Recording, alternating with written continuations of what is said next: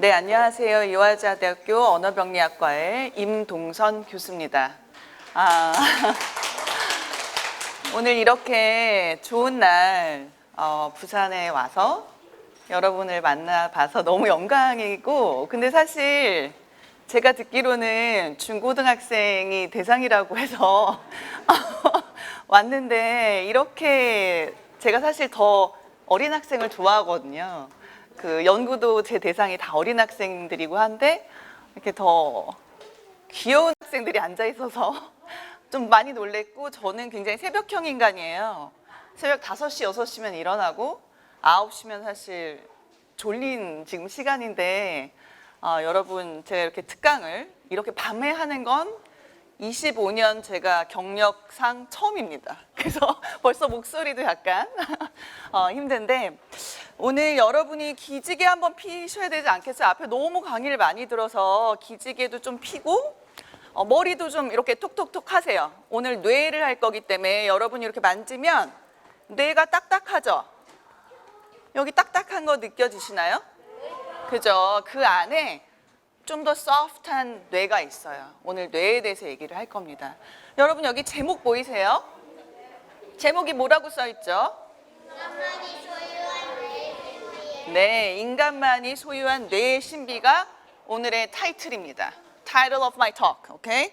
자, 사실은 오늘은 그래서 인간만이 갖고 있는 어떤 뇌의 신비에 대해서 얘기를 할 거예요. 여러분이 여기에 머리가 있지만 머리 안에 진짜 뇌가 있는 거예요. 그래서 이 뇌가 여러분의 모든 생각과 뭐 공부하는 거, 운동하는 거, 이런 거 모든 거를 컨트롤하고 있어요. 그래서 그거에 대해서 얘기를 하고, 그리고 나서는 여러분이 잘 따라와줬으면 좋겠어요. 저는 이제 사실 연구자이기 때문에 어떻게 이러한 가설과 연구 질문을 실험을 세팅을 해서 이걸 증명해낼 수 있는지에 대해서 사실 제가 갖고 왔어요. 그래서 이걸 같이 디자인해보고 같이 실질적으로 해볼 수 있는 걸 했거든요. 충분히 할 수 있다고 생각해요. 제가 이제 저희 아이들이 셋이나 있는데, 아이들 그 5월이 되면 선생님 대신에 교사하는 거 있잖아요. 거기 가서도 많이 가르쳤었어요. 그래서 이렇게 1학년, 2학년, 3학년, 4학년 많이 했기 때문에 잘 해봅시다. 자, 여러분, 여기 소 제목 땡땡하고 뭐라고 써 있죠? 여기 보이세요?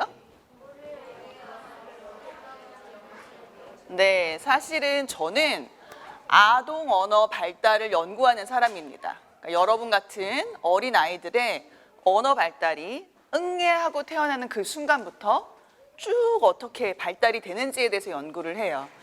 이 언어는 굉장히 중요해요. 지금 제가 여러분한테 막 말하고 있으면 여러분, 제가 뭐 하고 있는 거죠? 언어로 이야기를 하고 있죠. 말하기도 언어가 필요하고, 여러분은 저의 말소리를 듣고 있죠. 듣기. 또 뭘 할까요? 여러분 혹시 아직 어려서 핸드폰이 없을 수도 있는데, 핸드폰이 있거나 뭐 이렇게 하면 문자 보낼 수 있죠. 이 문자 보낼 수 있죠. 그럼 그거 뭐 하는 거예요? 어떻게 보면 쓰는 거예요. 연필 쥐고 쓰는 것만 쓰는 게 아닙니다. 그래서 쓰기도 하고 다 언어로 하는 거예요. 그 다음 또 뭐 하죠? 읽기도 하고. 방금 여러분 여기 타이틀 읽었죠? 그래서 읽기도 언어예요. 어떻게 보면 여러분 잠잘 때도 사실 언어가 필요하고, 아침에 일어나서 눈을 뜨면서부터 잠자는 그 순간까지. 그래서 언어는 굉장히 인간에게 중요한 역할이다. 저는 뭐 어떤 사람은 물이라 그럴 거고 어떤 사람은 공기라 그러면 저는 언어다라고 말합니다. 만약에 여러분이 무인도에 떨어졌어요. 무인도 가봤어? 무인도? 못 가봤겠죠? 무인도에 있어요. 언어가 필요할까? 필요해? 왜 필요하다고 생각하죠? 네, 여기 두 학생이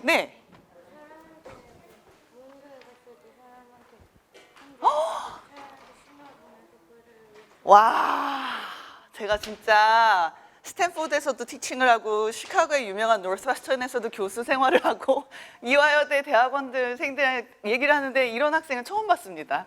왜냐면 저의 원래 주장은 무인도에 떨어지면 언어는 필요 없을 것이다. 왜? 너 혼자 있고 의사소통할 사람이 없으니. 그러나 너무 크리에이티브하게지만 아드님 맞나요? 두 분이 굉장히 닮으셨어요. 그래서 이거 아이가 뭐라 그랬는지 아세요?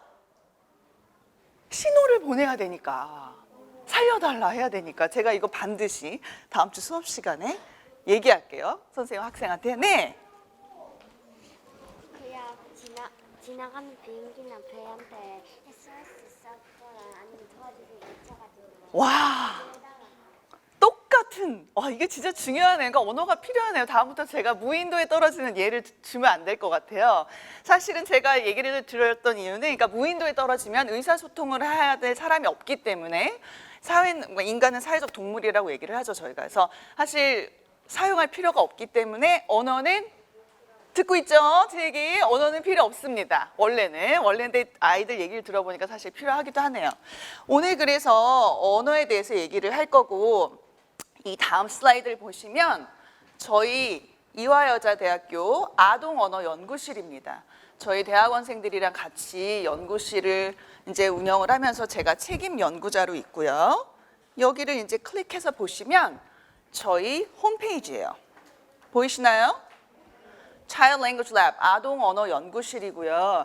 여기에 가시면 여기에 오늘 여러분과 제가 이야기 나눌 수많은 연구에 대해서 논문이 게재되어 있는 퍼블리케이션 섹션이 있어요. 그럼 여기 가시면 제가 친절하게 이렇게 다 올려놨어요. 그래서 여러분이 오늘 제 수업을 듣고 재밌다. 나 더 공부 조금 해보고 싶은데? 그럼 들어가서 읽으시면 돼요. PDF로. 알겠죠? 한국어로도 써있는 논문 많아요. 그러니까 보셔도 돼요. 꼭 다 영어는 아니에요. 그래서 이렇게 보시면 되고, 제 홈피는 아주 쉽습니다. 제 이름이 뭐였는지 기억나는 사람? 오, 좋아요. 너무 임동선이에요. 그래서 홈페이지 이름이 yes, 동선임.com입니다. 쉽죠? 외우기 쉽죠? 동선임이고 저는 임이에요. YIM입니다. 림이라고 쓰면 안 돼요. 그래서 동선임.com에 오시면 퍼블리케이션, 그리고 여기 프레젠테이션 한 거가 발표. 그래서 자료들이 다 올라와 있어요. 그래서 여러분이 언제든지 이곳에 와서 연구에 관심 있는 사람들은 들어와서 보실 수 있고요. 그래서 이렇게 제가 책임 연구자로 이곳에 있고, 두 번째는 제가 진행하고 있는 곳이 이화여자대학교 기술지주회사 자회사로 아이세이 언어연구소라는 곳에서 대표를 맡고 있어요. 그곳은 뭐냐면 제가 아까 연구한 것들의 결과들을 지역사회에 나가서 여러분 같은 아이들을 만나요. 그래서 아이들이 캠프하러도 오고 책 읽기 활동하러도 오고 부모님 만나서 제가 부모 교육도 하고, 또 만약에 어려운 아이들이 있으면 언어 평가도 하고 치료도 해주고, 외국에서도 아이들이 오고, 그래서 많은 활동들이 이 지역사회에 나가서 전파되도록 노력하고 있어요. 그래서 이곳에 오면 이렇게 인스타그램 여러분 모르죠? 아직 어려서. 알아요? 알아요? 중학생들은 인스타그램을 잘 아는데, 이게 인스타그램 올라가 있는 내용들이에요. 그래서 제가 발표한 거, 여기 이제 신문 나온 거, 아이세이 랩에서 하고 있는 것들이 쭉 올라가 있어요. 그래서 아이세이 랩이라고 이름을 지은 이유는 영어로 I가 뭐야? I. Say. 맞아요. 내가 말하다. 또는 I라는 말이 뭐죠? 원래 어린 아이. 그죠? 아이가 말하다라는 의미로 제가 언어가 되게 중요하다고 생각해서 아이세이 랩으로 이름을 지었어요. 그래서 아이세이 랩을 여러분이 나중에 찾아보셔도 됩니다. 자, 이제 여러분 엄마 아빠가 택배 쿠팡 시키고 열 때 뭐 하는 거죠? 원래 우리 뭐라 그러지? 언박싱이라 그러죠. We're gonna unbox. 뇌를 열 거예요. 혹시 여러분 중에 좌뇌형이다, 우뇌형이다 이런 얘기 들어본 사람 있어요? 들어봤어? 맞네? 하나, 둘, 셋, 넷, 많이 있어요. 좌뇌형, 우뇌형은 근데 굉장히 옛날 어떤 방식이에요. 이 세상의 사람의 뇌가 좌뇌는 마치 이제 굉장히 러직하고 논리적이고 언어적이고, 우뇌는 좀 더 음악, 뭔가 예술을 잘하는. 근데 사실은 우리의 뇌는 그렇게 돼 있지 않아요. 우리의 뇌는 이렇게 다양한 공간으로 이루어져 있어요. 이것도 제가 아주 쉽게 네 곳으로만 해놓은 거예요. 저희 이마 만져볼까? 여기를 전두엽이라 그래요. frontal lobe. 왜 frontal lobe야? front. 앞에 있어서 그래요. 그리고 만약에 시각적인 정보가 들어가면 어디로 가는지 아세요? 맞아. 어떻게 알았어? 저기 아래, occipital lobe. 여기 후두엽이라 그래요.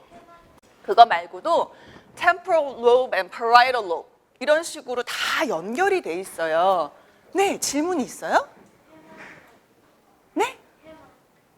해마 저 뒤에 있어요. 저 안에 있어요. 굉장히 중요한 거예요. 해마가 뭐 하는지 알죠? 감정에 대해서 얘기하는 거 중요해요. 그래서 이 모든 뇌가 이렇게 다이내믹하게 연결이 돼 있습니다. 그래서 좌뇌 우뇌는 굉장히 간단한 이야기고 언어를 학습하고 언어를 뭔가 듣고 표현할 때는 이 모든 뇌가 작동을 합니다. 자, 최근 들어서 frontal lobe, 전두엽에 대한 연구가 더 많이 밝혀지기 시작했어요. 옛날에는 제가 옛날 옛적에 공부할 때는 사실 좌뇌 공부를 많이 했어요. 좌뇌는 언어다. 언어는 다 좌뇌에 있다. 그런데 사실은 그게 움직이고 연구 도구들도 개발이 됐죠. fMRI 스터디도 많이 하고 연구가 굉장히 발달함에 따라서 발견들이 되는 거예요. 그래서 여기 저희가 보면 제가 여기다 1, 2, 3, 4, 5번을 적어놨지만 더 많이 있어요, 사실. 그런데 전두엽의 기능들입니다. 어텐션은 알겠죠? 주의 집중하는 거. 그 다음 뭐부터 설명해 줄까? 2, 3, 4, 5번부터 뭐부터 설명해 줄까요? 뭐부터 해줄까? 5번? 제일 어려운 걸 픽했어요. 5번은 episodic buffer, 완충기라고 하는데 사실 한국말은 더 어려워요. 이게 어떻게 하는 거냐면 장기 기억. 장기 기억은 뭔지 아세요? 오랫동안 여러분이 알아서 머리 저게 있는 거야. 뭘까? 숫자, 아빠, 엄마, 이름. 그런 것들을 장기 기억 속에 들어간 거예요. 그래서 안 까먹어. 그치? 오랫동안 기억돼서 그런 장기 기억에 있는 정보를 굉장히 효율적으로 접근해서 빠르게 끄집어내는 능력이에요. 그래서 이런 것들을 이제 그게 뭐예요? 이런 것들을 탭할 수 있는 능력을 위해서 과제들을 개발합니다. 저희 연구실에선. 이해되셨죠? 그래서 이런 능력이 있고 전두엽에 이게 있고요. 또 뭐가 있어? 다음 거 뭐 설명해 줄까? 4번. 괜찮아요. 괜찮아요. 4번. 4번은 뭔지 알아? 방금 이렇게 막 손을 들고 싶은데 참아야 될 때. 앞에 초콜릿이 있는데 엄마가 먹지 말라고 했지? 라고 하면 먹지 않고 참아야 되는 거. inhibition, 억제예요. 네, 오늘 왜 억제가 연관이 될까? 맞아요. 자기가 목표가 이거야. 오늘 선생님의 말씀을 지금 너무 졸리고 힘들고 엉덩이가 아파도 열심히 들어야지. 근데 막 다른 생각이 들어올 수 있어요. 그걸 interfering effect라 그래요.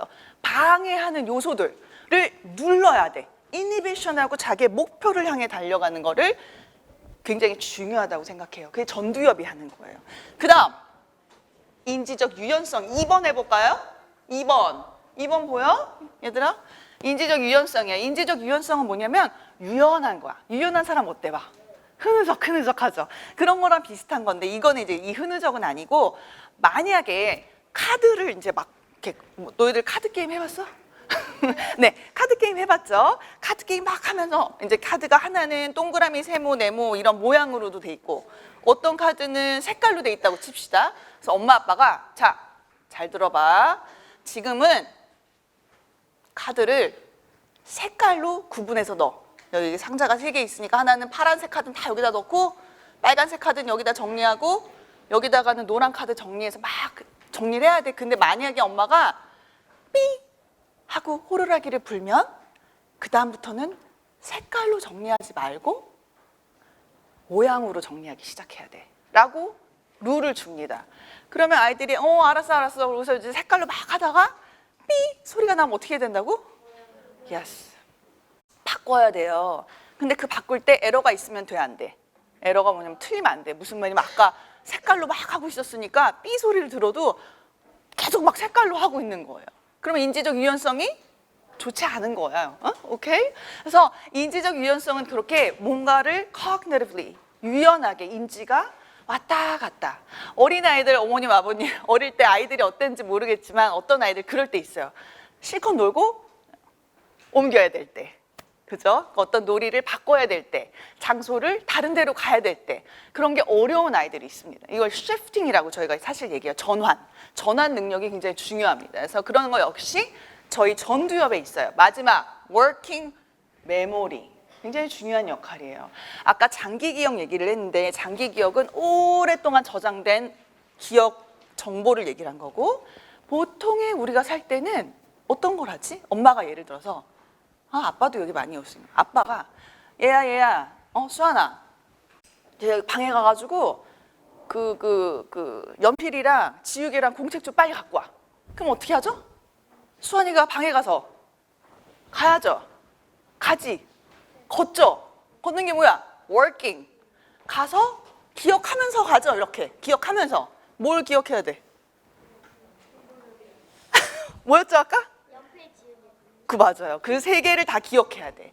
그래서 메모리를 홀드하면서 working을 한다. 그래서 working 메모리가 굉장히 중요해요. 그냥 단순하게 뭐 땅땅땅 기억하는 거는 short term 메모리라고 그래요. 저희가 단기 기억. 그러나 단기 기억을 연습을 계속 rehearse하면 long term으로 가지만 여러분이 사는 세상에서 학습을 하고 공부를 하고 선생님 말씀을 듣고 이럴 때는 그런 거 단기 기억 잘 안 써. 왜? 열심히 들으면서 어쨌건 무엇인가를 하고 있거든. 그걸 처리라 그래요. 이따가 나올 거예요. 그래서 이러한 것들이 전두엽의 기능입니다. 자, 여기까지는 조금 처음 보는 내용일 텐데 그 다음에 잘 생각해봐. 여러분이 응애하고 태어났죠? 아기 때. 아기 때 사진도 많이 봤을 거고 아기 때 태어나서 언어를 막 배워야 돼. 말을 배워야 돼. 뭐가 제일 중요할까? 가장 기초적인 거. 뭘 것 같아? 뭘 것 같아? 배고픈 거? 옹알이? 근데 무슨 능력이 있어야 될 것 같아?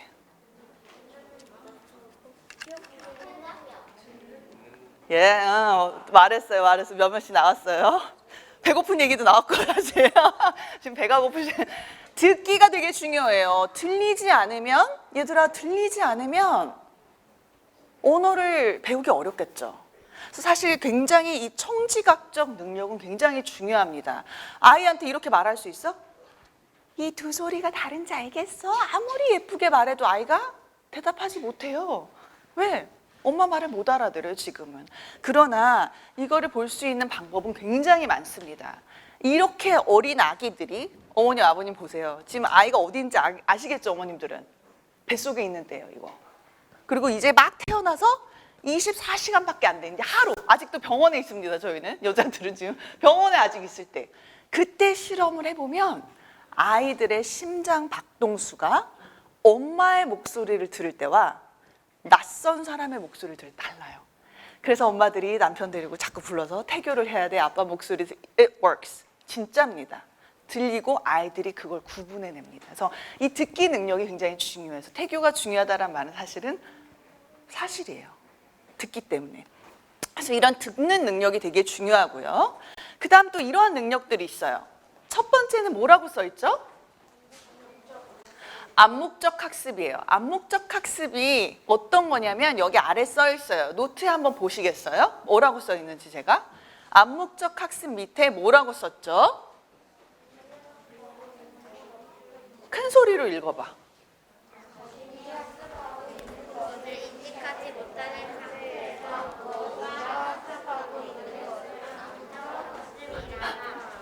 맞아요. 여러분들은 여기에 있는 사람들은 오늘은 굉장히 이 뒤에 있는 명시적 학습을 하러 온 사람들이지만 암묵적 학습은 여기 애기 보이시죠? 여기 애기가 선생님 아들이에요. 여기 턱받이 하고 있죠? 아직도 침을 많이 흘릴 때예요. 그죠? 저기 앉아 있어요. 다 커서 오늘 데리고 왔어요. 여기서 제일 나이가 많은 학생인 것 같아요, 지금은.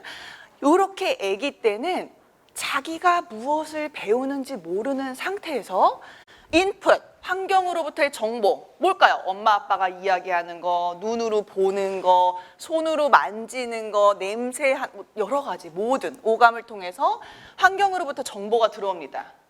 그리고 암묵적 학습 기저, underlying mechanism이라고 저희가 표현을 해요, 보통. 또는 타고난 능력, nature. versus nurture 이런 얘기를 하죠. nature. 타고난 능력이 이 기저가 굉장히 중요해요. 아이들이 이런 얘기 하잖아요. 언제 저 말을 배웠지? 언제 저거를 알았지? 그게 암묵적 학습의 기저가 있기 때문입니다. 처음에 언어에 제가 어떻게 표현하냐면 처음에 언어의 방의 문을 들고 열고 들어오는 게 이 기저가 되게 중요한 능력이에요. 아이들한테 이렇게 안 가르치잖아요. 깐난 애기한테. 물! 따라해봐. 물! 저런 깐난 애기 앉혀놓고 물 따라해봐. 물 이러지 않습니다. 애기한테는 그냥 아유 뭐 우리 너무 예뻐 뭐 얘기하죠. Infant Directed Speech. 그렇게 해서 저희가 보통은 이러한 스테이지에 있는 거를 언어 습득이라고 해요. 학습이 아니죠, 여러분. 습득은 acquisition, 뭔가 저절로 배우는 거예요. 이거에 가장 제가 예시를 뭘 많이 드리냐면, 아니 요새 애들은 아직 지금 얘네가 너무 어려가지고 제가 생각했던 애들보다 저희 어른들, 저 어른분들 앉아 계시니까 저 때는 저는 옛날 사람이라 전화번호를 막 누르잖아요. 그죠? 그러니까 자기 집 전화번호, 남자친구 옛날 남자친구, 옛날 여자친구 번호들은 금방금방 누르잖아. 왜? 왜죠?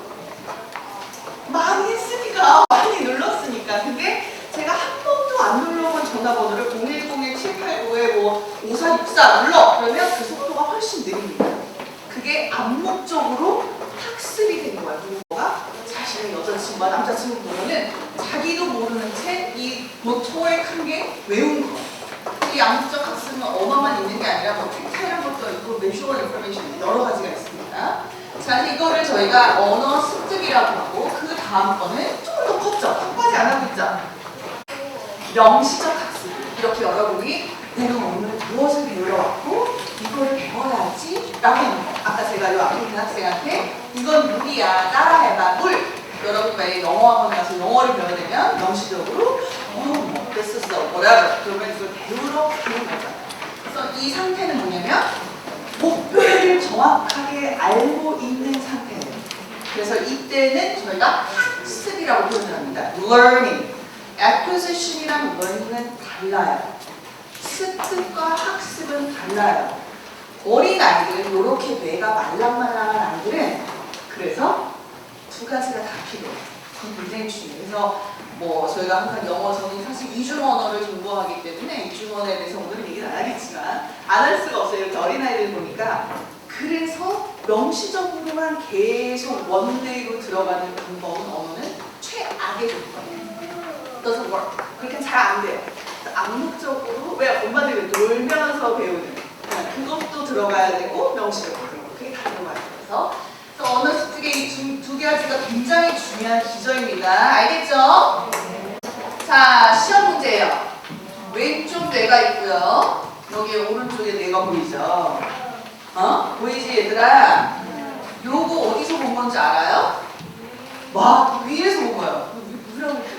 그냥 한 말인가요? 위에서 이렇게 본 거예요. 이해됐죠? 지금 위에서 정수기에서 찍은 사진이에요. 왼쪽에 있는 데가 뭔가 더 좋은 걸까? 오른쪽에 있는 데가 더 좋은 걸까? 왼쪽에 저거라고 생각하는 사람? 참고로 빨간색이 좋은 거예요. 이거라고 생각, 이게 더 좋다. 다 얘기해줬는데 빨간색이 더 좋은 거야. 끝까지 귀엽게 손들고 있는 학생이 하나 있는데 사실 밑에 답은 써 있어요. 이거는 sensory deprived라는 건 무슨 뜻이냐면 예를 들면 청각이 정말 잘 안 들리게 태어나는 아기들도 있어요. 그럼 귀가 안 들리죠. 수술을 할 때까지는 안 들릴 거예요. 그래서 sensory가 deprived, 뺏겼다는 뜻이에요. 그렇죠? 그래서 이 아이는 자극을 많이 못 받은 거고 이 아이는 자극을 많이 그냥 받은 보통 아이의 뇌예요. 내가 방금 얘기했죠? 빨간색이 좋은 거라고. 빨간색이 뭐냐면 산소가 많이 공급이 되고 뭔가 막 움직이고 있는 거예요. 볼까요? 화살표 보이세요? 오른쪽 뇌는 여기밖에 없어요. 사실 빨간색이. 그래서 어릴 때부터 부모님이 뭐라 그러죠? 다양하게 경험해라. 조기 교육. 좋은 뜻으로 사실 조기 교육은 좋은 거예요. 어릴 때 많이 뭐 미술관도 가고 세상에 이 밤 몇 시까지 8시가 다 돼가는 이 시간에도 여러분이 이런 경험을 하고 듣고 그죠? 보고 정말 중요해요. 여러분의 뇌는 어디 있어요? 여기 지금 어디 있어? 여기 좌측에 있는 거 엄청 지금 액티베이션 되고 있어요. 그래서 여러분이 이렇게 보시면 맨 왼쪽에 있는 건 애기뇌야. 애기뇌. 응? 애기. 그래서 막 태어나서 아직 시냅스가 많이 형성이 안 돼. 중간에 있는 뇌는 지금 몇 살이에요? 중간에 있는 뇌 3살이에요. 3살 보면 엄청 저 시냅스가 많은 거 보여요? 거의 까맣지? 맨 오른쪽은 누가? 15 years. 15살. 조금 어떻게 됐어요? 무슨 현상이 일어난 걸까?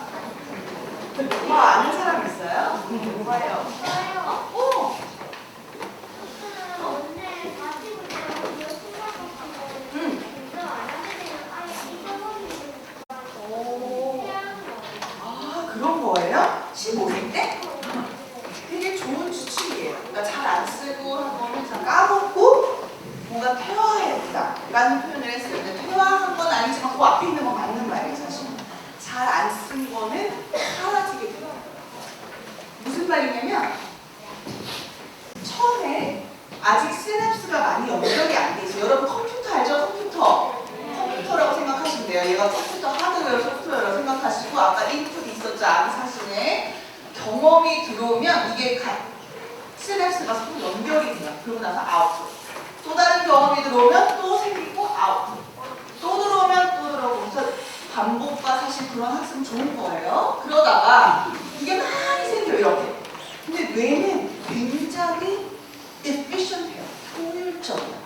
절대 길을 이렇게 돌아가지 않아요. 굉장히 efficient한 웨이로 하고 가지치기가 시작해요. 가지치기 들어봤어요? pruning effect. pruning이 뭐냐면 얘들아 가지 이렇게 치는 걸 영어로 pruning이라고 해요. prune, P-R-U-N-E. 그러니까 그걸 pruning effect라고 부르는 거예요. 왜냐? 만약에 여러분이 많은 경험을 하면 그 네트워크는 막 연결이 되고 두꺼워져요. 그래서 가지치기, 가위로 막 자를 때 두꺼운 가지가 잘릴까 안 잘릴까요? 잘려요 안 잘려요? 안 잘려요. 안 잘리겠죠. 살아남는 거야. 아까 친구가 얘기한 것처럼 계속 단단히 있는데 얇아 가지가. 많이 안 썼어. 왜? 그 경험 많이 안 해봤어. 잘릴 때 어떻게 될까? 잘려버려. 그래서 이 프루닝 이펙트가 지나면 이렇게 사실은 조금 더 정제되고 좋은 어떤 모습의 뇌로 된 거예요. 그래서 이때 사춘기가 일어나죠. 그런 얘기 들어보셨죠? 프루닝 이펙트가 일어나면서 호르몬 작용이 일어나고 모든 에너지가 여기 가기 때문에 아이들이 정신이 좀 힘들죠. 내가 막 열심히 일하고 있어서 그래요. 그렇게 이해하셔야 돼요, 우리 아이가. 대신 이렇게 되기 전까지 그래서 많은 경험이 중요한 거예요, 사실. 경험을 다양하게 하는 건 굉장히 뇌에 중요합니다. 박물관도 가고 미술도 하고 뭐 피아노도 치고 노래도 하고 운동도 하고 다양하게 하는 건 중요해요. 왜? 이 이후에 학습하는 것이 안 되지는 않지만 학습이 어떤 것 같아요? 그 네트워크 시냅스가 연결이 안 됐으니까 더디겠죠. 그래서 여기 엄마 아빠들이 앉아서 갑자기 무슨 언어를 배우고 싶다. 이러면 어려운 거예요. 이미 우리의 뇌는 많이 저 이후이기 때문에 여기를 넘어섰을 때 레벨로 올라가고 있죠. 그래서 드린 거예요. 자, 그래서 경험은 중요해요? 안 해요? 네. 중요해요. 뇌의 가지치기에 굉장히 중요한 역할을 합니다. 자, 그러면 그냥 이거는 지금 사실 저는 선생님이 오늘은 뇌에 대해서 지금 얘기했는데 언어를 배울 때 뇌만 다 중요한 건 아니에요. 뇌가 정말 중요하긴 하지만 뭐가 중요해요? 언어가 갖고 있는 그 특징, 자질. 우리는 무슨 언어로 하고 있죠 지금? 한국어 하죠. 미국에서는 영어 할 거고, 일본에서는 그죠? 언어들이 갖고 있는 특징들이 있어요. 근데 그것들도 걔네들도 책임이 있어요. 그래서 만약에 빈도가 높다. frequency는 빈도예요. 무슨 말이냐? 많이 보여.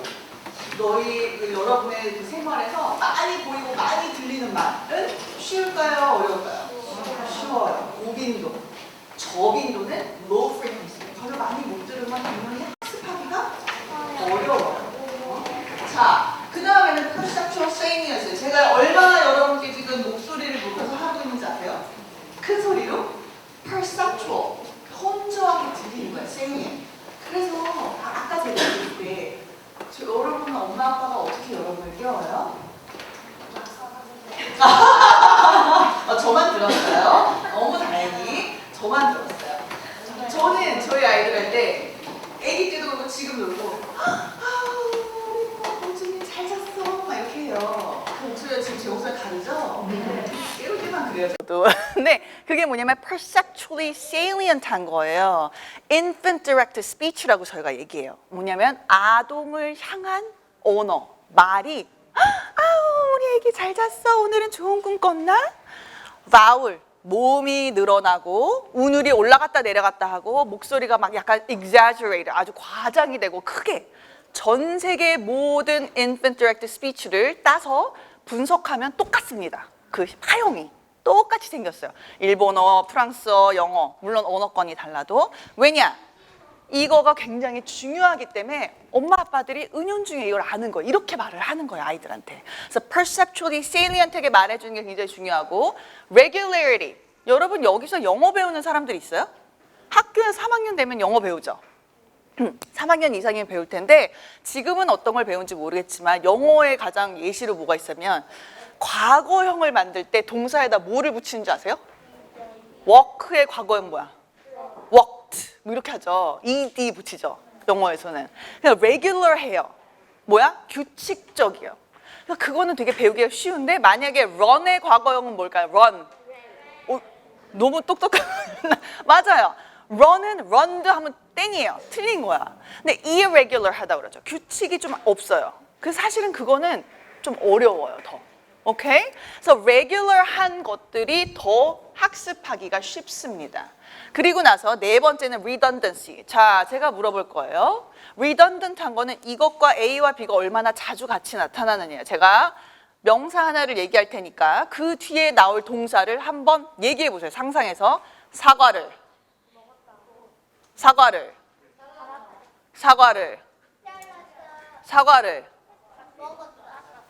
아까 했던 건 하지 마시고 자, 제일 많이 나온 게 뭔지 알아요? 제일 먼저 사과를 먹었다가 제일 금방 나왔고 그 다음에 제가 또 물어보니까 사과를 잘랐다가 나왔어요. 사실 사과를 뭐 사러 갔다, 사과를 씻었다, 뭐 여러 개가 있을 수 있죠. 왜 사과를 먹었다가 먼저 나온지 아세요? 빠른 속도로 많은 아이들이 Because it was redundant. 사과를 먹다가 가장 많이 둘이 같이 보이는 거야. 우리 친한 친구들끼리 화장실도 같이 가고 학교에서 얘가 아니면 항상 얘가 같이 있고 그런 거 있죠. 같이 다니는 친구들. 그런 거예요. redundant 하면 더 그거가 그 두 개가 같이 잘 배워져요. 사과를 씻다, 사과를 사러 가다 보다는. 마지막, pronounceability. 얼마나 발음하기가 쉬운지에 따라서도 더 쉽게 배워요. 그래서 아기들이 제일 먼저 뭐부터 하는 줄 아세요? 엄마, 맘마. 그게 빵빵. 굉장히 쉬운 발음입니다. 왜? 입술이 붙었다가 하고 뛰죠. 아이가 보이죠? 엄마 아빠의 입술이 보이죠? 그래서 굉장히 쉬워요. 맘맘마 빠빠빠 파파파 해보세요. 맘맘마 빠빠빠 파파파 해보세요. 입술을 붙였다 띄고 친구들 옆에서 봐봐. 친구랑 엄마 아빠 하는 거 봐봐. 입술이 보여? 마스크 살짝 내려. 보이죠? 근데 이거를 해봐.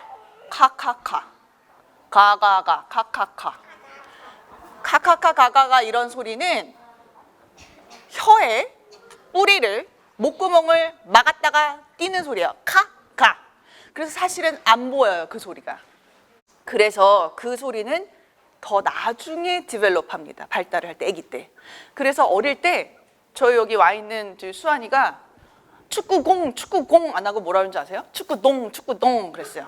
프런팅이 돼요. 애들이 쉬운 발음으로 돼요. 그 발음을 안 하고 느 발음으로. 그래서 그런 현상들이 나타나서 사실은 언어가 갖고 있는 이 5가지의 요소가 베이츠 앤 맥퀸이라는 학자들이 이제 얘기한 건데 굉장히 중요한 거고 이거는 제가 퀴즈 볼 때 시험 문제 때 반드시 내는 문제들입니다. 여러분은 대학원 지금 2학기 수업을 듣고 계십니다. 이게 시험 문제 나와요 보통. 자, 이거는 이제 저희가 실험에 들어가는 거 하기 바로 직전 거를 할 거예요. 아까 제가 컴퓨터 얘기를 했는데 저기 애기 보이세요? 이 애기도 선생님 딸이에요. 예쁘죠? 물론 많이 컸어요. 지금 이건 애기 때고 많이 컸는데 여기 뇌 보이세요? 아이의 뇌? 뇌 보이시죠? 자, 정보가 들어가요. 그래서 저희가 이 2가지가 굉장히 중요해요. 정보 처리 속도와 정보 용량, 처리할 수 있는 용량. 이 2개 중요한 건데 이 위에 있는 상자 보이세요? 자, 상자에 왼쪽에 몇 개 들어갔어, 사과가. 사과예요, 사과 제가. 오늘 하필이면 사과 주스도 있고 선생님이 사과 따르다 그러고 그죠? 사과 얘기가 많이 나오네. 저거 사과라고 생각하고 선생님이 그린 거예요. 왼쪽에 몇 개 들어갔을까요? 네, 쉽죠. 제가 써놨어요. 3개. 오른쪽에 5개. 그러면 용량. 무슨 말이냐면 얼마나 많이 담아놓을 수 있냐? capacity예요. 머리에서 얼마나 많이 담아놓을 수 있냐. 그게 어떤 게 더 큰 걸까요? 어떤 게 더 큰 거야? 당연히 미안해 6개구나 5개가 아니라 당연히 이거죠. 그죠? 더 많은 걸 담아놓을 수 있으니까. 그래서 사실은 얼마나 많은 정보를 담아놓을 수 있는가는 굉장히 중요해요. 그리고 그래서 제가 가끔 우스갯소리로 수업 시간에 그래서 머리 큰 게 나쁜 건 아니다. 어느 정도 용량이 있어야 뭔가를 정보를 담을 테니 머리 큰 게 그렇게 나쁜 건 아니다. 2번째, 아래 거 보이세요? 저거는 똑같이 5개를 넣는데 걸린 속도예요. 얼마나 걸렸어요? 왼쪽은 10초, 오른쪽은 2초 안에 다 넣었어요. 그죠? 그럼 속도가 누가 더 빨라? 그렇죠. 2초 걸린 사람이 더 빨라요. 이 정보 처리 속도와 용량 잘 기억하세요. 이제 우리 실험만 할 거야. 여러분이 이제 연구자가 돼가지고 학자가 돼서 이제 지금 설계를 하러 들어갈 거예요.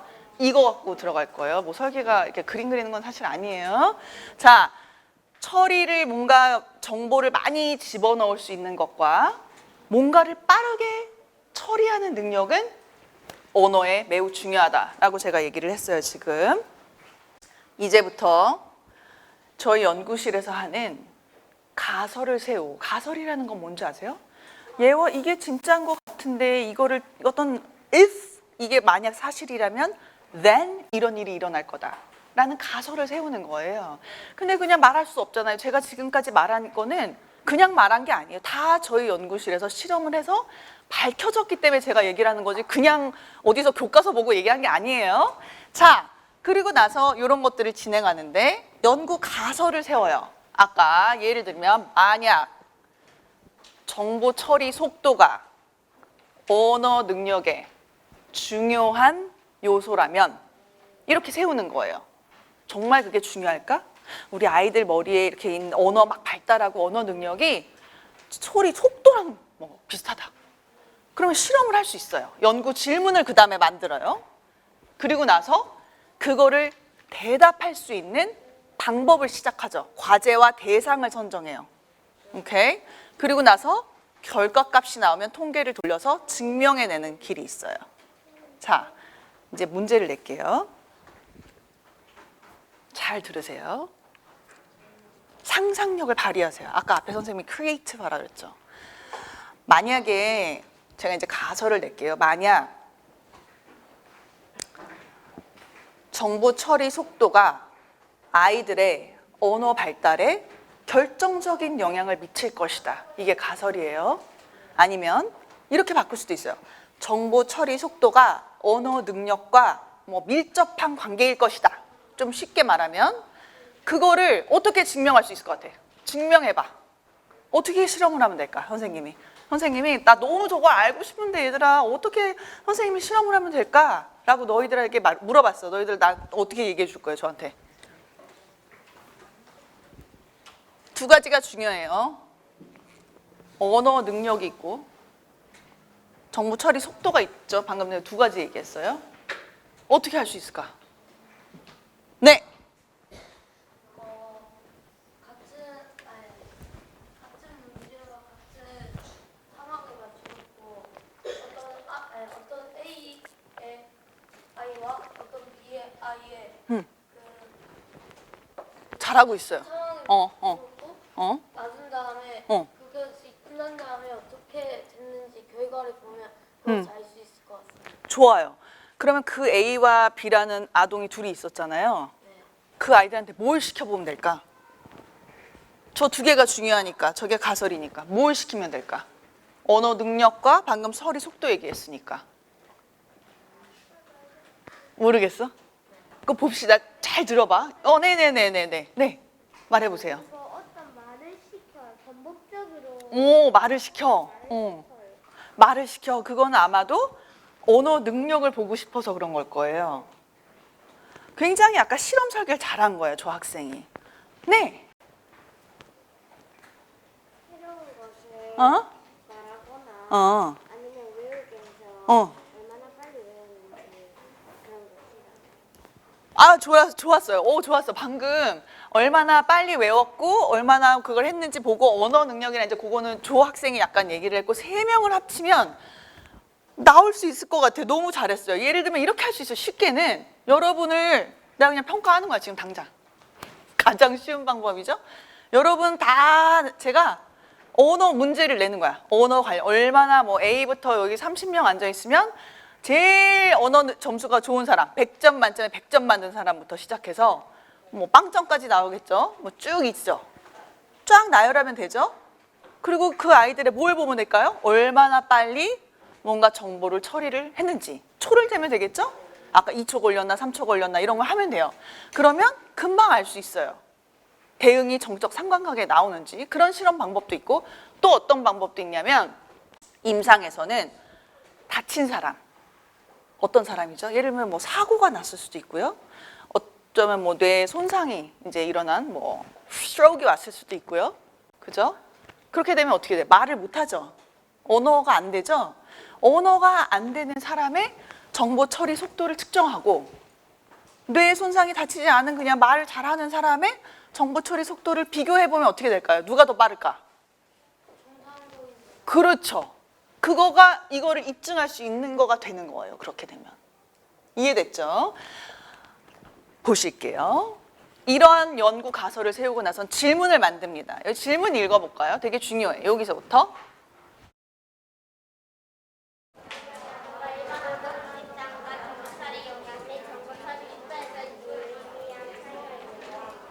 자, 조금 어려울 수 있는데 제가 아까 방금 전에 머리를 뭐 다쳤거나 이런 어르신 얘기를 한 건데 이렇게 볼 수 있어요. 아까 언어를 제가 100점부터 뭐 빵점까지 나열할 수 있다 그랬죠, 여기.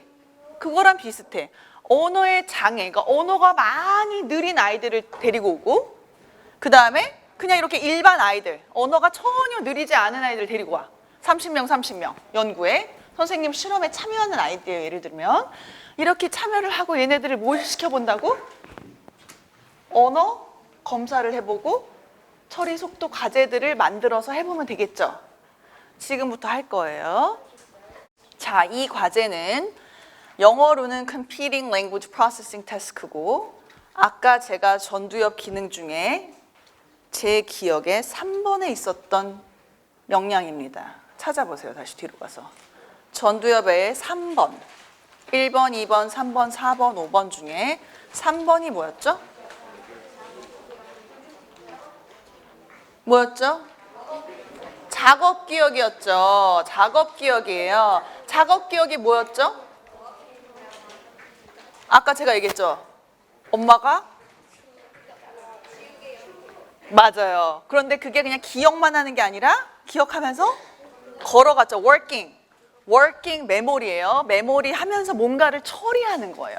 자, 이 과제가 Competing Language Processing Task입니다. 그리고 정보 처리 속도는 Rapid Auditory Naming이라고 해서 오랫동안 여러분 머릿속에 장기 기억 속에 기억됐던 정보를 얼마나 빨리 액세스해서 얼마나 빨리 끄집어내는지, 그걸 RAN이라는 과제로 할 거예요. 보실게요. 이제 엄마랑 아빠랑 같이 하는 거예요. 자, 지금 듣는 문장을 잘 듣고 그게 의미가 맞는 문장인지 yes or no라고 대답하면 돼요. 제가 예시로 만약에 영어로 드려볼게요. 여러분 영어 배운 사람, 영어로 안 해도 된다. 일단 쥐는 치즈를 좋아한다. 맞죠? 그 veracity가 뭐 맞는 거 아니면 뭐 호박은 색깔이 보라색이다. 맞아요. 그러면 no 하면 돼요. 아닌 거예요. 그러니까 문장을 듣고 네, it makes sense 한 거고, 아니요? 그러면 이상한 거예요. 하지만 그거는 처리하고 있는 거죠. 여러분이 열심히 이해하고 네, 아니요를 하는데 그때 해야 되는 건 동시에 마지막 단어를 기억하면서 하고 있어야 돼요. 알겠죠? 마지막 단어를 꼭 기억해. 방금 제가 뭐였죠? 쥐는 치즈를 좋아한다였나요? 그러면 뭘 기억해야 돼? 좋아한다. 그 다음 문장을 듣고 그 다음 문장 뭐였죠? 그러면 그 두 개를 제가 마지막 단어는 무엇이었나요? 라고 물어보면 좋아한다, 보라색이다 라고 말씀하셔야 됩니다. 이 과제는 제가 미국에서 박사 거의 1년 차부터 했던 연구고, 뭐 미국에서도 발표를 많이 했고, 뭐 한국에서도 와서 한국어로 제가 이거 개발해 놓은 거예요. 자, 듣고 해볼게요. 잘 들으세요. 예, 아니요 하면서 마지막 단어는 제가 물어보면 그때 다 기억하고 있다가 말하는 거예요.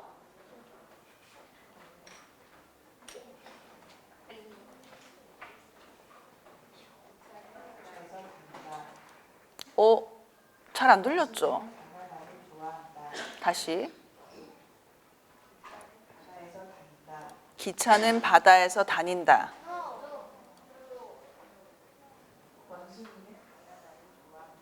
원숭이는 바나나를 좋아한다. 자, 마지막 단어가 뭐였죠? 잘했어요. 다닌다, 좋아한다였어요. 이거 쉬웠죠? 얼음은 온도가 뜨겁다. 아니죠.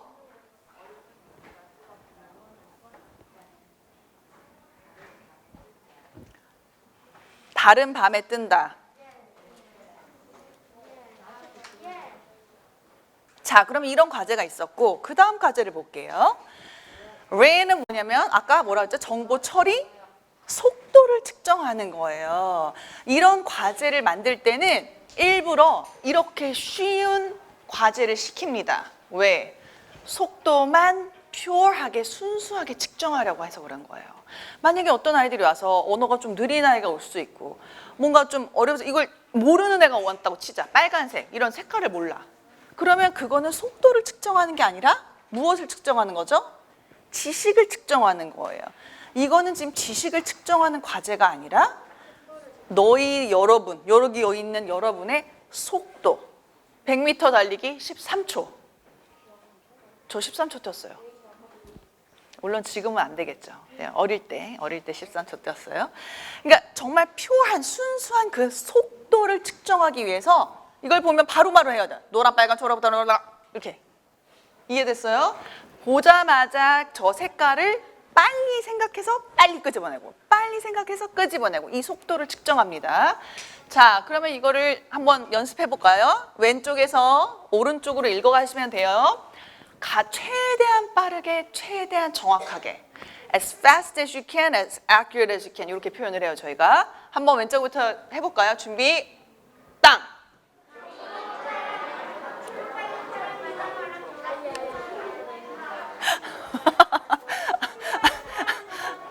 여러분 이거 빨리 해야 돼. 빨리 해야 되고요. 틀리면 안 되고요. 징검다리처럼 건너면 안 돼요. 이거 그냥 정말 다 해야 돼. 초록, 빨간, 파란, 노란, 초록, 노랑 이렇게. 알았죠? 이렇게 해야 되는데 참 신비로운 게 이런 것도 아이들의 성향이 나옵니다. 절대 틀리기 싫어하는 애들은 속도를 버려요.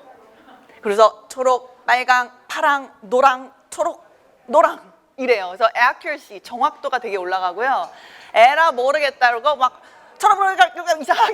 이상하게 말하면서 왠지 속도만 빠르게 하는. 그러나 보통의 아이들은 이제 여기 초가 나옵니다. 그래서 저희가 초를 측정하는데 옆에서 엄마가 아빠가 다 초시계 있죠? 지금 핸드폰 있으니까 친구랑 같이 있으면 한 명만 초시계를 꺼내면 돼요. 옆에 있는 짝꿍들이랑 할 거예요.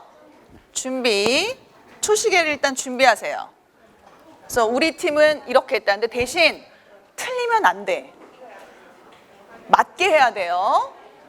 정확하게 맞게 하고 여러분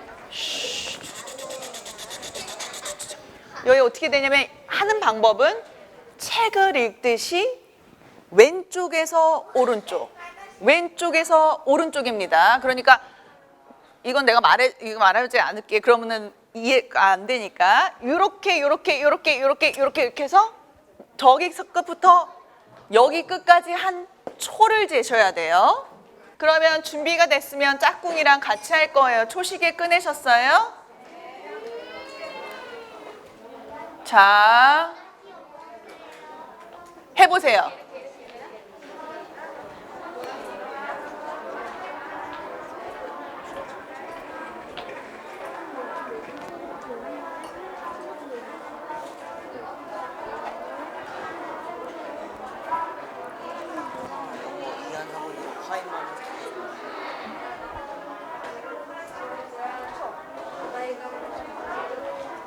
자, 몇 초 나왔어요? 몇 초? 29초. 11초? 11? 엄청 여기 1등인데요? 제가 생각에는 11초 했어요? 아, 엄마가. 자, 엄마가 11초. 오케이. 그럼 아이들은 몇 초 나왔어요? 저기 뒤에 몇 초? 크게. 20? 10초? Are you sure? 정말 잘했는데 10초 진짜 빠른데요? 몇 초? 몇 초? 12.8. 또 근데 빠르게 했네요. 진짜 애들이 빠르네요. 굉장히 빠르게 했어요. 또 너무 느리게 했다고 느려서 나의 언어 능력이 그러냐 뭐 이렇게 너무 생각하지 마시고 제가 아까 얘기했듯이 조금 다르긴 해요. 편차가.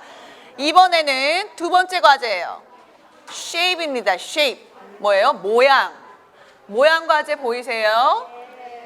모양 과제 역시 왼쪽에서 오른쪽으로 읽어가고 처음부터 끝까지 갑니다. 자, 모양은 색깔보다 조금 더 오래 걸릴 수 있어요. 성향이 그래요. 준비 시작!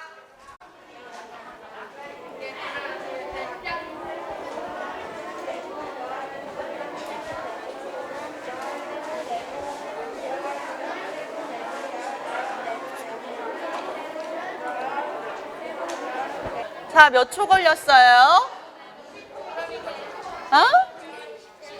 자, 그래도 잘했네. 아까 색깔보다 좀 더 잘한 것 같기도 하고. 11초? 12초? 21초? 자, 여러분. 그래서 이런 식으로 이 과제들은 학생들이 하는 걸 되게 즐거워해서 제가 가지고 온 과제고, 이 과제 말고도 너무 많이 있습니다. 그러니까 정보 처리 속도는 이거는 약간 그러니까 색깔을 처리를 한 거고, 어떤 건 모토릭하게 운동 능력, 탭탭탭탭탭탭탭 하는 거 이런 것도 있고, 뭐 시각, 청각 과제들이 굉장히 많이 있고, 아까 작업 기억 용량을 측정하는 과제도 Computing Language Processing Task만 있는 게 아니라 다른 과제들이 굉장히 많아요. 무궁무진하게. 다만 그 과제들은 무엇을 위한 거다? 아까 연구 질문에 그 능력을 측정하기 위해서 개발이 되고, 그 능력을 이렇게 behavior하게 측정하고 나서 결과값이 보이세요? 자, 그래프를 설명할 때 여러분 언제나 저처럼 해야 돼요. 교수님들이 앞으로 오셔서 이렇게 설명 안 하면 딱 얘기하셔야 돼요. 교수님, Y측과 X측 먼저 설명하세요 라고 해야 돼요. 언제나 여러분이 이렇게 그래프 결과값을 볼 때는 Y축은 뭐죠? 정확도, 단위가 있어야 돼요, 언제나. X축은 지금 과제가 써 있어요. 과제에서 누가 있냐면 정상 발달, 아까 두 그룹이 있었죠? 30명, 30명. 정상 발달 아동은 노란색이고 언어가 지연되는 아동은 주황색입니다. 보이시죠, 그래프가? 그러니까 이거 두 집단인 거예요. 누가 더 잘했어요? 노랑 집단이 잘했어요. 노랑 집단이 누구였죠? 맞아요. 언어가 더 잘하는 아이들이었는데 걔네가 용량이 더 좋았죠. 그 뜻은 아까 가설이 뭐였죠? 용량이 언어 능력에 영향을 미칠 것이다를 직간접적으로 설명해 줄 수 있는 거예요. 이거를 상관관계 그래프로 보면 correlation을 테이블이라고 하는데, 역시 Y축은 accuracy고요. X축은 언어 능력을 찍은 거예요. 닷을, 점을. 보시면 0에서부터 저 점수가 올라가는 거예요. 높이. 그러면 이걸 잘 보세요. 동그라미를. 언어 점수가 낮은 여기에 있는 아이가 용량의 점수가 요 정도 했어요. 20, 한 4점 나왔죠? 그래프 보면. 맞죠? 그런데 쭉 가서 보면 언어 점수가 좀 높이 있는 애들, 여기 위에 있는 애들은 어디 갔어요? 여기도 있고. 여기 몇 점이야? 76. 여기도 있고. 이거는 가짜 데이터예요, 여러분. 제가 여러분을 위해서 예쁘게 그려놓은 거예요. 진짜 데이터는 논문에 있어요. 그러니까 더 조금 더 메시하지만 이런 정적 상관관계라고 저희가 얘기를 해요. Positive correlation. 무슨 말이냐면 얘가 점수가 커질수록 얘도 점수가 커진다. 무슨 말이에요? 언어 점수가 낮으면 용량이 적고, 또는 용량이 많으면 언어 점수가 높고. 그래서 그 둘의 관계를 밝혀낼 수 있습니다. 다음 거를 보시면 제가 이거를 어디다 놓고 지금 못 찾고 있어요. 이거 두 번째 그래프를 보시면 속도입니다. 속도. 아까 속도 했죠? 여러분 ran 과제 했죠? 방금 막 색깔이랑 shape 얘기한 거. 역시 reaction time은 뭔가? 반응 속도. 여러분이 아까 초된 거. 초가 위로 올라가면 갈수록 어떻게 되는 거예요? 잘한 거예요? 못한 거예요? 맞아요. 너무 똑똑해. 이거 헷갈리면 안 돼요. 이거는 높을수록 안 좋은 거예요. 왜? 반응 속도가 느린 거니까. 달리기 늦게 뛴 친구들이에요. 노란 거가 아까 누구였죠? 정상. 주황색이 언어가 어려우니까 언어 어려운 아이들이 더 속도가 느렸죠, 지금. 그러면 이 correlation 상관관계 그래프는 이렇게 그려지는 거예요. 부적 상관관계, negative correlation. 반대가 되죠, 지금. 다시 반대로 찍히는 거 보여요? 왜? 언어 점수가 낮은 애들은 속도가 느리고 언어 점수가 좋은 애들은 속도가 빨랐기 때문에 반대로 찍히는 거예요. 이해되셨죠? 그래서 이러한 통계를 이제 저희가 돌리고 이게 유의미한지 아닌지를 측정한 다음에 아까 가설을 증명해냅니다. 그렇게 진행이 돼요. 자, 요거는 이제 아이 트래킹 시설인데 요거는 살짝 넘어갈게요. 여기 이제 여기서부터는 제가 이런 연구들이랑 제가 하는 것들을 좀 연결해서 사회에 나가서 다른 학문이랑 어떻게 콜라보레이션 하고 뭐 기업체나 뭐 다른 병원이나 뭐 이런 데 가가지고 어떤 거를 하는지 보여드릴 거예요. 여기는 University of Minnesota고 제가 공부했던데 여기는 스탠포드예요. 제가 연구원으로 일했던데 여기는 Northwestern University, 시카고에 제가 여기서 교수했었어요. 이화여대 오기 전까지는 미국에서 노스웨스턴에서 교수를 하고 있었어요. 그래서 제가 세 개의 학교를 보여드린 거예요.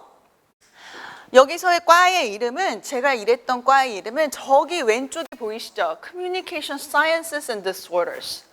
의사소통 과학과 장애라고 되어 있는 거예요. 그러니까 과학, 방금 여러분한테 보여주는 게 다 사이언스예요. 어떤 가설을 증명해내는 방법, behaviorally 측정하고 그거를 다 constrain 한 다음에 통계를 돌려서 방법을 찾아내는 거죠. 그래서 이게 진실이다. 진실 게임이 거의 진실을 찾아가는 길이에요. 또는 과 이름은 Speech, Language, Hearing Science로 되어 있어요. 그래서 외국에서 제가 공부를 하고 뭐 티칭할 때는 단과대 이름이 저희 과 이름이 저렇게 돼 있었어요. 한국에서는 지금은 제가 아까 저를 소개할 때 언어병리학과라고 그랬어요. 그래서 연대, 이대 다 언어병리학과라고 돼 있고요. 다른 학교들도 좀 그렇게 많이 돼 있는 것 같아요, 한국은. 또는 언어치료? 이렇게 되어 있죠. 그 사람들은 언어재활사, speech pathologist, 언어재활사가 되는 경우가 있는데 이런 사람들은 언어에 어려움 있는 사람을 뭐 평가도 해주고 치료도 해주고 뭐 다양한 일을 하고 보건복지부의 국가 자격증을 소지해야지 할 수 있어요. 그래서 언어재활사를 네이버에 이렇게 치면 이렇게 나와요. 언어를 이해하는 능력이나 표현과 발음 등의 어려움으로 의사소통이 불편한 사람을 대상으로 이제 뭔가 도와주는 일을 한다라고 거기 제가 써놨어요. 그래서 저희 언어재활사가 되려면 이건 저희 석사과정 선생님들이 만들어줬는데 일단 공부를 해야 된다. 대학원생들 열심히 대학원 과정에서 공부를 하고 석사를 수료한 다음에 마친 다음에 어떤 정해진 그 과목들이 있어요. 이게 나라에서 나오는 어떤 자격증이기 때문에 그래서 요거를 하고 나서 국가고시 합격을 해야 돼요. 떨어지는 사람도 많아요. 어렵기 때문에 국가고시를 이제 패스하고 일정 기간 자격증을 취득하는 연수가 이제 Clinical Fellowship Year처럼 Residence가 있어요. 그래서 그럼 의대 가면 왜 Residency가 있는 것처럼 그런 시간이 있으면 나중에 언어재활사가 됩니다. 그래서 이런 저도 한국에서 언어재활사 자격증이 있고요. 저는 미국에서도 언어치료 자격증이 있어요. 그래서 이렇게 다양하게 저는 학교 세팅에서 보통 일을 했는데 한국에 있을 때는 이제 그 병원 세팅, 세브란스랑 병원 세팅에서 일을 했고 미국에 있을 때는 학교 세팅에서 일을 했어요. 그래서 이렇게 자격증이 있으면 일단 1번 한국은 사설 클리닉에서 일을 많이 해요. 프라이빗 클리닉. 그래서 보건 뭐 이렇게 사설 언어 치료 클리닉, 발달센터, 개인 언어 치료소 일을 하고 또 병원에는 삼성, 뭐 연대 모든 대학병원에는 이 세팅이 있어요. 이 언어재활사가 어디에 들어가 있냐면 이비인후과, ENT, 왜냐면 voice disorder, 음성 장애. 여러분 선생님들이 말 많이 하다 보면 여기 vocal fold가 망가져요. 왜냐면 이제 음성 장애가 오거든요. 또는 노래 많이 하는 사람들, 음성을 많이 쓰는 사람들은 음성에 어려움이 생겨서 언어 재활사가 치료를 해줘요. 그래서 ENT 세팅이라는데 이제 이비인후과 세팅에 들어간다거나 아까 stroke patient, 뇌 손상을 당하면 할머니 할아버지 어떻게 되죠?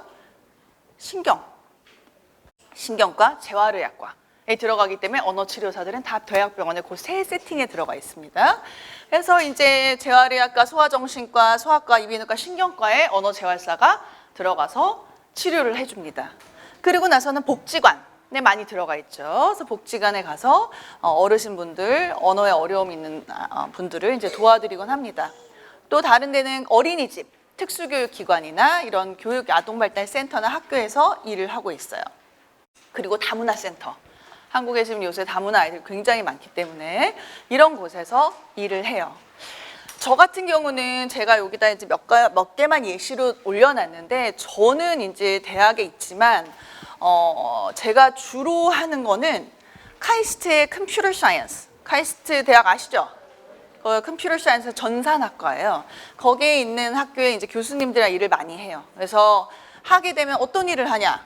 예를 들면 여기 나온 요 뒤에 나오는데 요것도 했어요. 요것도 이제 그 카이스트 교수님께서 개발하신 건데, AI 이제 어떤 화상 채팅하는 그 플랫폼이에요. 근데 얘가 자동화돼서 사람의 어떤 언어를 분석을 해줘요. 근데 과연 이게 정말 정제되고 좋은 분석인가, 의미 있는 분석인가에 대해서는 제가 할 수 있는 거거든요. 그분들은 기술을 이제 만들어내는 사람이고, 그 컨텐츠에 대해서는 저희 쪽에서 하는 거예요. 그래서 이런 일들을 같이 해주고, 카카오 미니 AI 스피커로 해서 저희 팀에서 논문을 써서 수상한 것들도 있어요. 그것도 다 아까 거기 올라가 있어요, 홈페이지에. 그래서 어떤 걸 했냐면, 이거 카카오 미니 스피커거든요, AI. 그다음에 이건 카티라고 이제 출시돼요, 곧. 그래서 이런 거를 막 하면 AI 스피커 많죠, 여러분. 근데 얘네가 말을 해주죠. 말도 하고 책도 읽어주죠. 알아요? 네. 걔네가 여러분의 말을 잘 알아듣나요? 네. 정말요? 여러분의 말을 왜 잘 못 알아듣는지 아세요, 걔가? 그랬어요. 방금 저만 또 들었어요, 다행히. 일단 AI 스피커가 갖고 있는 데이터의 수가 여러분의 음성과 여러분의 언어가 거의 없어요. 다 성인의 발화, 굉장히 정확하고 발음도 굉장히 articulate한 음성들만 들어가 있기 때문에 걔가 뭘로만 연습했어요? 여기 앉아 계신 엄마 아빠의 발화로만 연습이 되는 애예요. 그렇기 때문에 우리 인간의 귀에서 들을 때는 우리 아이의 발음이 전혀 문제가 없어도 AI 스피커는 못 알아듣습니다. 잘. 정확도 굉장히 떨어지고. 두 번째, 그 아이가 티키타카 되나요? 안 되죠. 뭐 그런 거나 너 이름이 뭐니? 그럼 카티. 그다음 너 오늘 기분이 어떠니? 그 정도 하지. 그다음 어떤 딥한 얘기는 할 수가 없어요. 인간이랑 달라요. 그래서 그것도 연습이 안 됐고. 그래서 AI 스피커에서 저희가 했던 연구도 얘가 혼자 읽어요. 혼자. 재밌어요? 혼자 읽으면?